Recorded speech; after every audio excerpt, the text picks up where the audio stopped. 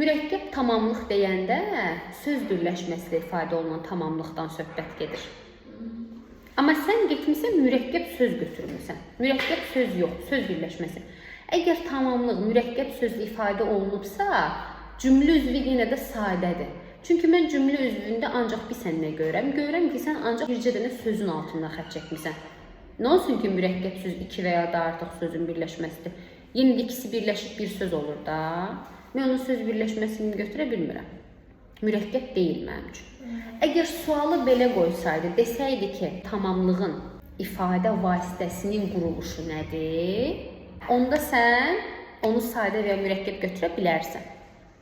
Amma bu sənə birbaşa deyir ki, mürəkkəb tamamlığı mənə göstər. Deməli, səndən söz birləşməsi istəyir. 20-də də eyni şey eləmişəm, mürəkkəb təyin. Bütün üzvlər quruluşca mürəkkəbdir. Cümlə üzvünün quruluşca mürəkkəb olmağını istəyir səndən. Torpaq sürüşməsi düzdür, bax.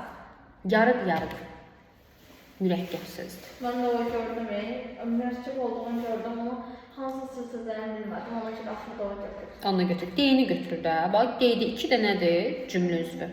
Amma ikisi də mürəkkəbdir. Sən istəyirsən hamısı olsun. Bu deyir ki, bütün üzvlər quruluşca mürəkkəb olsun. Sənə demir ki, bütün üzvlərlə ifadə olunsun. Yox. Neçə dənə üzv varsa, onların hamısı mürəkkəb olsun istəyirəm deyir.